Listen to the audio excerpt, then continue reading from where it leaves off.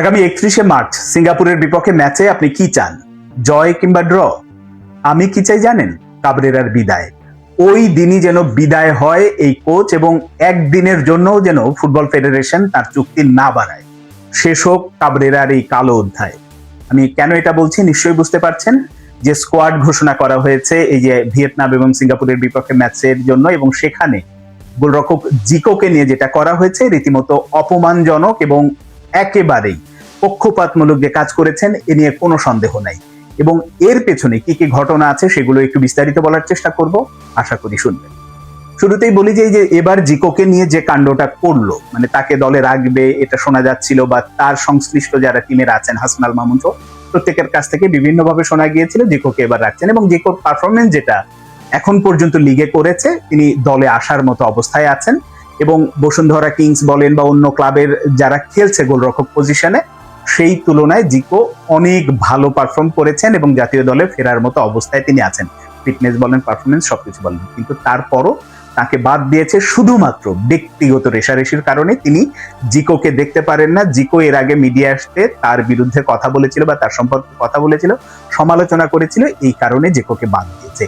এইটা যদি হয় একজন জাতীয় দলের কোচের নীতি, তাহলে তাকে রাখার ন্যূনতম মানেই হয় না। তাকে পারলে তো আমি যদি দায়িত্বে থাকতাম, ফুটবল ফেডারেশনের কোনো একটা পোস্টে থাকতাম বা ওই রকম দায়িত্বশীল পোস্টে থাকতাম, একেবারে তাৎক্ষণিক বিদায় করে দেয়ার একটা সিদ্ধান্ত নিতাম। কারণ এর আগে অনেক রকম ঘটনা আছে। তিনি দলকে ডুবিয়েছেন, তিনি দলের মধ্যে গুটিবাজি করেছেন, সবকিছু করেছেন, কিন্তু তারপরও তাবিদ আওয়াল সাহেবরা কি এক অজানা কারণে, কমিশন বাণিজ্যই বলবো, সিন্ডিকেট, বড় ভাই কাজী সালাউদ্দিনের প্রেসক্রিপশনে তাকে রেখে দিয়েছে। এইসব কারণেই যে দেশের ফুটবলটা ডোবাচ্ছে, একজন কোচ ডোবালো। এবার আমরা এশিয়ান কাপের মূল পর্বে খেলতে পারতাম, শুধুমাত্র এই কাবরেরার অথর্ব একজন কোচের কারণে সেটা হয়নি।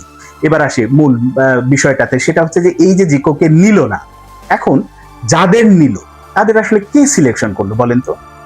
একজন গোলরক্ষক কোচ কেন রাখা হয়? এটা একটা স্পেশাল জায়গা, ফুটবলের যে কয়টা পজিশন আছে তার মধ্যে সবচেয়ে গুরুত্বপূর্ণ, এবং এই কারণে প্রত্যেকটা দলের সাথে, বাংলাদেশ দলের সাথেও থাকে যে গোলরক্ষক কোচ আলাদাভাবে থাকেন, এই ডিপার্টমেন্ট নিয়ে আলাদাভাবে কাজ করেন। যেটা ডিফেন্স বলেন, মিডফিল্ড বলেন, এই সব পজিশন নিয়ে কিন্তু আলাদাভাবে কাজ হয় না, কিন্তু এর জন্য স্পেশালাইজড একজন কোচ থাকেন। তাহলে এবার যখন এই দলটা সিলেক্ট করা হলো, কিসের ভিত্তিতে করা হয়েছে? কারণ আগের যিনি সর্বশেষ জাতীয় দলের সঙ্গে যিনি কোচ হিসেবে কাজ করেছেন, গোলরক্ষক কোচ হিসেবে, তিনি তো এবার আর দলের সাথে নেই, তার চাকরি এবার নট হয়ে গেছে।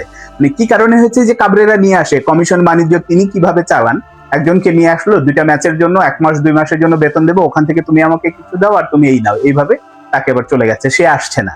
এখন নতুন কোচ কে আসবে সেটাও কেউ জানে না। এখন শেষ পর্যন্ত ফুটবল ফেডারেশন জোড়াতালি দিয়ে হয়তো কাউকে দেবে, কিন্তু কথা হলো যে এই দলটা যখন সিলেক্ট করলো, গোলরক্ষক 3জন 4জন যাদের, মিতুল মার্মা সহ যাদেরকে নিয়েছে, শ্রাবণ ব্রাদার্স ইউনিয়নের ওই ছেলেটা সহ যাদেরকে নিয়েছে, তারা আসলে সিলেক্ট করলো হাসান আল মামুন। যদি হাসান আল মামুন করে থাকেন, কারণ তার উপরে বিশ্বাস করেই তো কাবরেরা দলটা দিয়েছে, তিনি এই ম্যাচগুলো দেখেছেন, সবকিছু করেছেন, যদি হাসান আল মামুন গোলরক্ষকও সিলেক্ট করে থাকেন, তাহলে তো গোলরক্ষকের পেছনে এই যে ফুটবল ফেডারেশন হাজার হাজার ডলার ব্যয় করে, এটা তো দরকার নাই, তাকে দিয়ে কাজ চালিয়ে দিলেই হয়।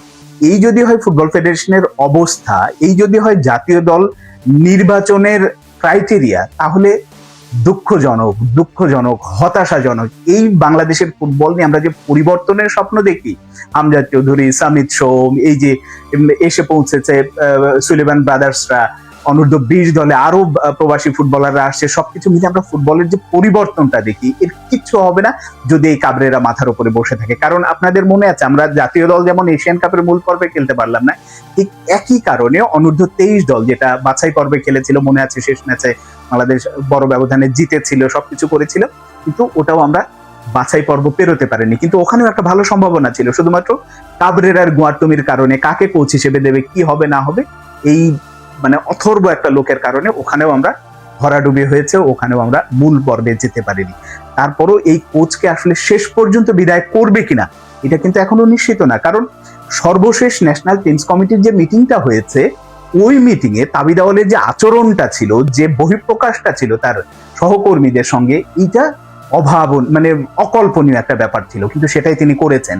আমি এটা জেনেই বলছি, আপনাদের যদি আমার এই কথা নিয়ে সন্দেহ হয়, তাহলে ওই যে একটা মিটিং এর তো নোট থাকে, কি কি হলো মিটিং এ, এটা আবার লেখা হয়, এটা লিখিত আকারে থাকে যে কোনো অর্গানাইজেশনের, আপনাদের যদি কারো সন্দেহ হয়, যদি সুযোগ হয়, ওই মিটিং এর ওই নোটগুলো একটু দেখবেন, তিনি কি আচরণগুলো করেছেন। তো এবং সেখানে কোচ নিয়ে কোনো রকম কোনো ভাবনা চিন্তা শেয়ার করা যে আমরা চেঞ্জ করবো কিনা, কি হবে না হবে, গোলরক্ষক কোচ চাকরি থেকে মানে ইস্তফা দিয়েছে, তাকে নতুন কাকে নিয়োগ দেওয়া হবে, কোনো রকম কোনো আলোচনা হয়নি। ওটা একটা ঝাড়ির মিটিং ছিল। তো এই কারণে ফুটবল ফেডারেশনের সভাপতির চেয়ারে বসে তিনি ফুটবল নিয়ে ন্যূনতম ভাবেন না, কথা বলেন না, অথচ এই কাবরেরাকে সম্ভবত আবারও রাখার পায়তারা করছে। যদি 31শে মার্চের পরে সত্যিকার অর্থে কাবরেরাকে রাখার কোনো পরিকল্পনা বা এরকম দূরভিসন্ধি তাদের মধ্যে দেখা যায়, আমি অন্তত এই যে ফুটবল গ্রুপ যারা আছেন, আমি হয়তো ব্যক্তিগতভাবে কথা বলি, মিডিয়াগুলো অনেক কারণেই পারে না, কিন্তু যে গ্রুপগুলো আছেন, সেভ বাংলাদেশ ফুটবল, আলট্রাস, এরকম সবাইকে অনুরোধ করব, ভাই আপনাদের নিজেদের স্বার্থ, নিজেদের